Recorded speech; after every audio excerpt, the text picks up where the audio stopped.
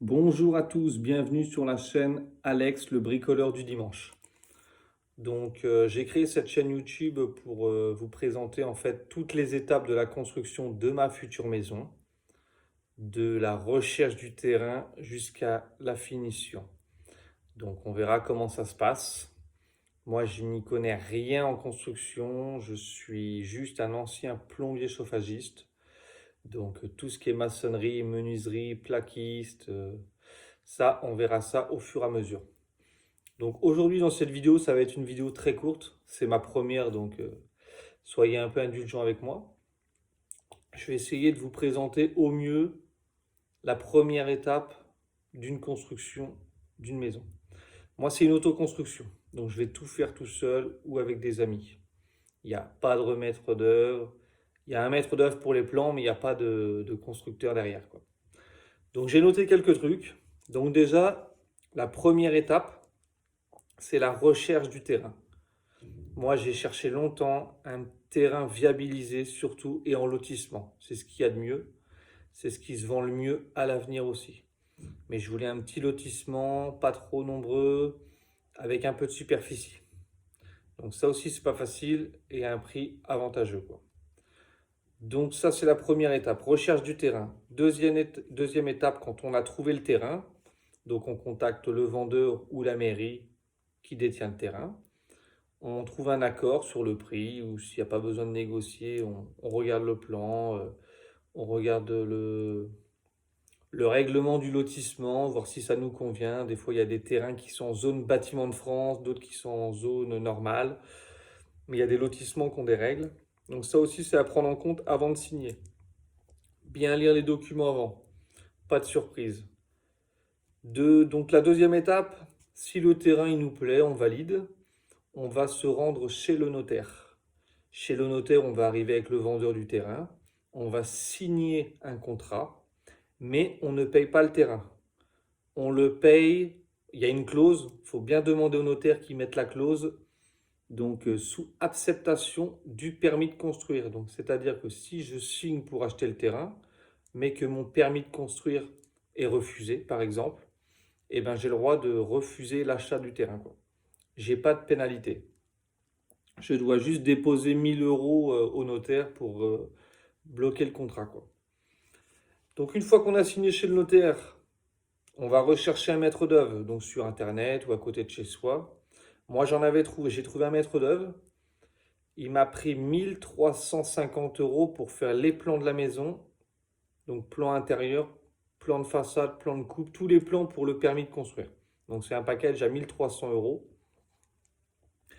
Sachez que si vous faites une maison de plus de 150 mètres carrés, il vous faudra un architecte ou une signature d'architecte. Donc vous pouvez prendre un maître d'œuvre classique et après il contacte, admettons, un ami architecte à lui. Voilà, c'est la signature, ça va coûter 2 000 €, mais au moins vous êtes couvert pour les superficies de plus de 150 mètres carrés habitables. Ça, c'est bon à savoir aussi. Donc moi, j'ai fait le maximum à 150 mètres carrés pour pas avoir de signature d'architecte à payer, quoi. Voilà, donc après, un maître d'œuvre pour faire le plan, il a environ 12 heures de travail. Donc après, ça dépend de son timing. Ça peut mettre entre 15 jours, un mois, 2 mois avec s'il y a des modifs. Voilà, quoi. Moi, j'ai eu 2 modifications. J'ai changé des fenêtres à tel endroit, le design de la maison, quoi. Après, je suis parti sur un design vraiment classique, moi. Toiture, garage, toiture et rez-de-chaussée, étage, classique, quoi. Donc après, une fois qu'on a les plans, il faut qu'on fasse une demande d'attestation BBIO. Moi, dans mon cas, c'était la RT 2012. Donc après les générations futures, à partir de juillet 2021, ça va être la RE 2020. Donc ça va être encore autre chose. Donc l'attestation BBIO, ça m'a coûté 150 euros. C'est juste une attestation. La personne qui fait ça, c'est en ligne que j'ai fait ça, chez BET.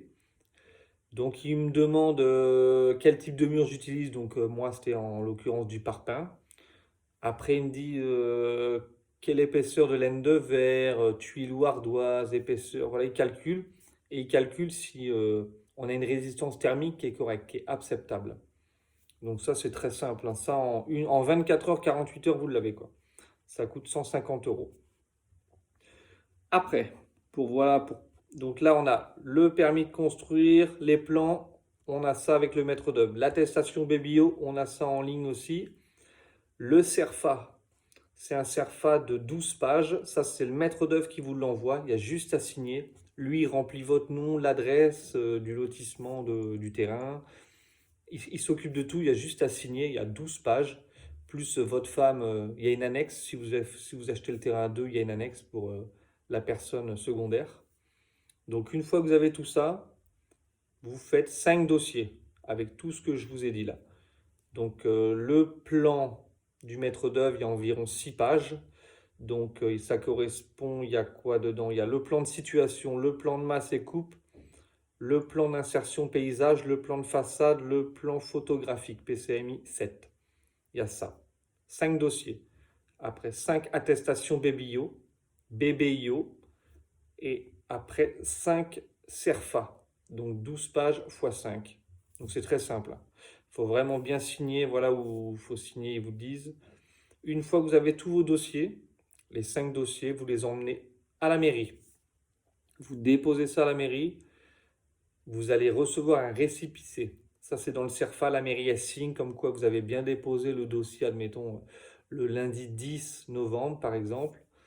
Voilà, ça fait foi la date, quoi. La mairie, 15 jours après, va vous renvoyer un document comme quoi elle a bien reçu votre dossier, que c'est en cours de traitement, quoi. Si vous n'avez pas de réponse après pendant les 2 mois, à partir du moment où vous avez déposé votre permis de construire à la mairie, s'il n'y a pas de réponse dans les 2 mois, c'est que c'est accepté. Donc quand c'est accepté, c'est parti, vous pouvez planter votre panneau devant votre terrain avec votre nom, votre prénom, la superficie et le document que la mairie va vous transmettre. Après, pour commencer les travaux, il faudra attendre 2 mois, le recours des tiers. Donc ça aussi, c'est un peu aberrant, mais bon, c'est comme ça. Donc, en tout, on a 2 mois où on dépose le permis de construire. Après, on met notre panneau et après, on doit attendre 2 mois le recours des tiers. C'est que si vous commencez votre maison avant les 2 mois des recours des tiers, si vous avez un voisin ou quelqu'un qui veut bloquer votre construction, il pourra. Donc c'est pour ça. Il y a beaucoup qui commencent avant les 2 mois, mais c'est un risque. Il faut faire attention aussi parce qu'une fois que c'est bloqué, c'est dommage. Il faut mieux attendre les 2 mois tranquilles et après on y va. Donc là, c'est vraiment la vidéo étape 1, quoi. L'étape 2, ça va être, je vais voir, ça va être le traçage du terrain, terrassement. On va voir ce que je vais faire, quoi. Donc voilà, j'espère que j'ai été clair et n'hésitez pas à liker et à vous abonner à la page. Ça va être très important de me soutenir pendant toute cette construction. Je me fixe un objectif de 2 ans. Donc après, est-ce que je vais respecter ça? On verra. Allez, ciao, ciao à tous. Merci.